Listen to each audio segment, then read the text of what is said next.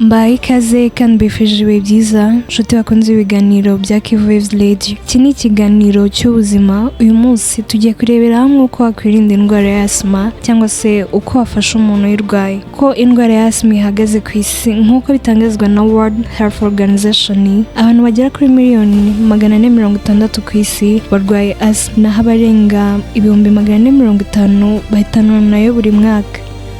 Muri Afrika nk'uko World Health Organization bitangaza nuko abantu barenga miliyoni 50 bayirwaye. Ikibazo nuko imiti itaboneka hose. Naho mu Rwanda imibare igaragaza ko abana benshi bayirwara kurusha abantu bakuru, kandi bikavugwa ko abantu hagati ya 5% ndetse na 7% bashobora kuba bayirwaye. Indwara ya asthma ni imwe mu ndwara zifata inzira z'ubuhumekero cyangwa se airways, zituma umuntu agira ikibazo cyo guhumeka neza. Iyi ndwara ituma imiyoboro umwuka unyuramo mu bihaha ufungana cyangwa se ikabyimba, bigatuma umwuka utinjira neza kandi utanasohoka neza mu bihaha. Asthma ni indwara ishobora gufata abantu b'ingeri zose, abana, urubyiruko ndetse n'abakuze. Nubwo idakira burundu ku bantu benshi, ishobora kugenzurwa neza hakoreshejwe imiti n'imyitwarire myiza. Asthma ni indwara irangwa no kubyimba ndetse no gufungana kw'imiyoboro y'umwuka iganisha mu bihaha. Iyo iyi miyoboro ifunze cyangwa se ibyimbye, umuntu atangira kugira ibimenyetso byo guhumeka nabi. Ibi bishobora kuba kenshi cyangwa rimwe na rimwe bitewe n'ibintu runaka byabiteye.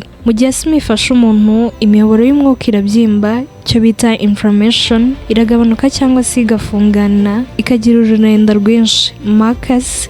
Ibi byose bituma umwuka utagenda neza mu bihaha. Asthma ni indwara ifata inzira z'umwuka cyangwa se bronches, igatuma zibyimba kandi zigafungana mu bice bimwe na bimwe, bigatuma umuntu abura umwuka neza. Iyo umuntu arwaye asthma ashobora guhumeka nabi cyangwa se kubura umwuka, ashobora kwitsamura cyangwa se gukorora cyane, ashobora kugira ijwi rimeze nk'iry'urusaku mu gituza, icyo bita mu ndimi z'amahanga wheezing. Ashobora kandi guhumeka byihuse cyane cyane nijoro. Asthma ni indwara idakira burundu ariko ishobora kugenzurwa n'imiti ku buryo umuntu abaho neza. Asthma ifata inzira z'umwuka zifunze cyangwa se zabyimbye. Ibi bituma imiyoboro y'umwuka iba mito cyane, hakabamo ururenda rwinshi, umwuka ntubashe kwinjira no gusohoka neza. Bimwe mu bimenyetso bya asthma: umuntu urwaye asthma ashobora kugaragaza ibimenyetso bikurikira: ashobora guhumeka nabi cyangwa se kugorwa no guhumeka, kunyeganyega mu gatuza, gufatwa n'inkorora kenshi cyane cyane nijoro cyangwa mu gitondo, kumva igituza gifunze cyangwa se kibabaza, umunaniro uva mu gihe umuntu akora imyitozo. Ibi bimenyetso bishobora kugaragara cyane cyane mu gihe cy'ijoro cyangwa se mu gihe cy'imbeho. Bimwe mu bintu bishobora gutera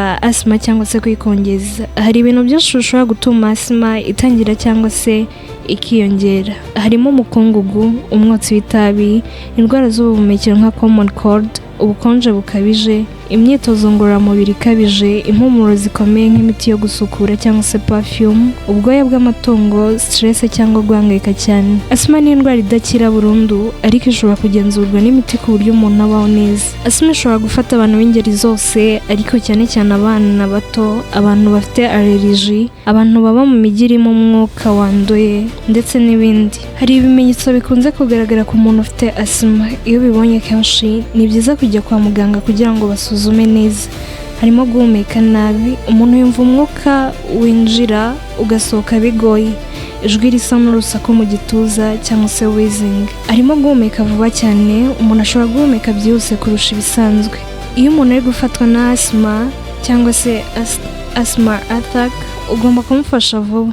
Mwicaze neza, umwicaze yegamye gatoya, ntumuryamike hasi. Mufashe gukoresha inhaler. Iyo afite inhaler agomba gufata hagati y'imwe n'ebyiri, akazongera nyuma y'iminota mike niba bikenewe. Mufashe guhumeka buhoro, mubwire guhumeka gahoro gahoro. Ufungura aho uri, ufungura idirishya umwuka winjire. Mujyane kwa muganga vuba vuba niba bidahinduka. Ujye uhamagara kwa muganga cyangwa se ambulance niba atagishobora kuvuga neza, iminwa ihindutse ubururu, inhaler cyangwa se mu gihe inhaler itamufasha. Mujyane kwa muganga vuba niba bidahinduka. Ushobora guhamagara kwa muganga cyangwa se ambulance niba atagishobora kuvuga neza cyangwa se iminwa ihindutse ubururu cyangwa se mu gihe inhaler itamufasha. Icyitonderwa kandi, iyo asthma ifashwe nabi ishobora gutera urupfu, ariko iyo ivuwe neza abantu benshi babaho ubuzima busanzwe. iki ni ikiganiro cy'ubuzima, komeza gukurikirana ibiganiro bya Waves Radio. Wari kumwe nanjye Linos, reka mbifurize ibihe byiza, reka nkubwire ngo niba utarakanda subscribe, kanda subscribe, urayikinga iyi video, uyisharinge igere ku bantu bose. Reka dure mu kiganiro cy'ubuzima cy'ubutaha, mugire umunsi mwiza.